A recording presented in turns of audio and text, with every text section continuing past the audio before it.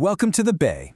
Tonight, we are ringside for what might just be the heavyweight title fight of the year for high-end graphics cards. You've got a challenger from Team Red, a champion from Team Green, and they're both coming in at the exact same weight class, the $1,000 price tag.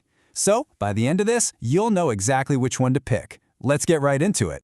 So, yeah, this is the main event right here. Both of these cards are duking it out right around that $999 mark. And for anyone building a serious gaming PC right now, this is probably one of the toughest calls you have to make. You've got one wallet, but two completely different ideas about what makes a top-tier GPU. All right, let's meet our contenders.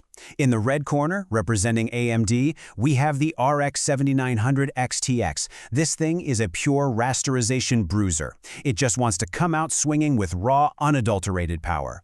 And in the green corner, from NVIDIA, it's the RTX 4080 Super, a true ray tracing technician, relying on finesse, advanced features, and a little bit of AI magic to land that perfect hit. Okay, let's get to it. Round 1 is all about raw power. We're talking a pure slugfest in rasterization. What does that mean? Well, this is your classic gaming performance, right? No super fancy processor melting ray trace lighting effects. This is just a straight-up fight to see who can pump out the most frames per second. And if we look at the numbers here, at a super demanding 4K resolution, you can see these two are just trading punches. In games like Cyberpunk, Warzone, and Starfield, the 7900 XTX just barely squeaks out a win by a few frames. But then you jump into a game like Fortnite, and they fight to an absolute draw. I mean, it is just incredibly close.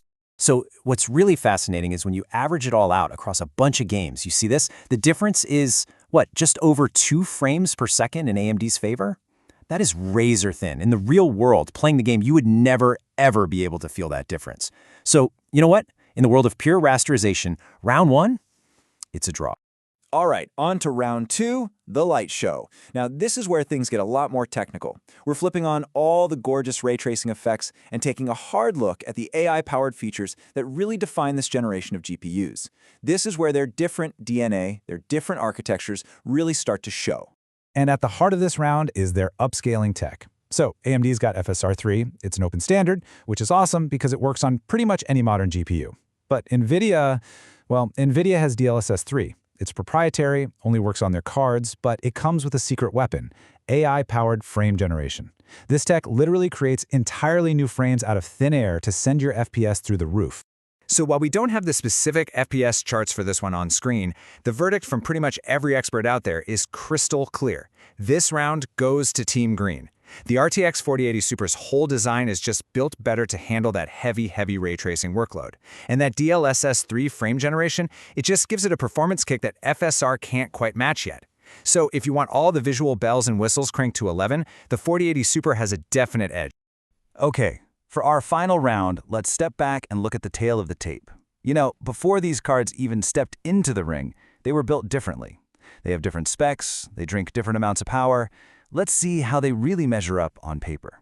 First up, let's talk about VRAM, and Team Red comes out swinging with an absolute haymaker. 24 gigabytes? That is a massive pool of video memory, built not just for today's high-res textures, but for whatever's coming tomorrow. And Team Green's answer, a still very powerful 16 gigabytes. Look, it's more than enough for pretty much any game you can throw it at right now, but that 8 gigabyte difference, well, that's a huge part of this story.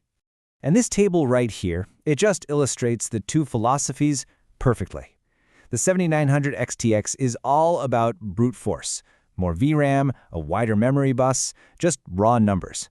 The 4080 Super, on the other hand, is all about efficiency. It runs on faster GDDR6X memory, sure, but it does it all with a lower overall power draw, 320 watts compared to 355. Ding, ding, ding. The final bell is rung, and after 3 brutal rounds, it is time to go to the judges' scorecards. We had a dead heat in rasterization, a pretty clear win for the 4080 Super in features, and kind of a split decision on the specs. There was no single knockout punch, which means the winner really, truly depends on how you score the fight. And the final verdict really just boils down to this quote, which honestly sums up the whole thing perfectly. It all depends on what you care about most. Do you want raw frames and a giant VRAM buffer, or are you all about those next-gen features and efficiency? And hey, it is super important to point out that all the performance numbers, all the specs, and the analysis we've gone through here, It's all sourced directly from the incredibly comprehensive breakdown over at bestgpusforgaming.com. Those folks really put these cards through the ringer so we can all make a smart decision.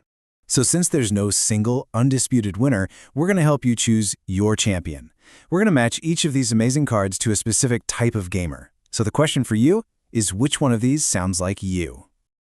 Okay, first up, if you are a 4K raster purist, someone who just wants the absolute maxed out frames per second in traditional games, and you really value that massive 24 gig VRAM buffer for the future, well, then the RX 7900 XTX is your champion, no question.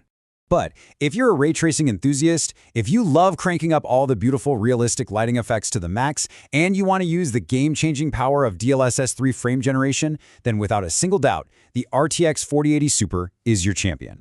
And finally, if you're an efficiency-focused builder, maybe you want a smaller case, a rig that runs cooler, quieter, and sips less power from the wall, then that more elegant, more efficient design of the RTX 4080 Super takes the belt once again. At the end of the day, there's no wrong answer here. There's only the right answer for you and the kind of gaming experience you want to build. It's that classic choice, raw, unbridled power or technical, feature-rich finesse. So the question is, which corner are you in? And that's all the time we have for this incredible title fight. Thanks for stopping by the Bay. As always, keep it cool and keep building.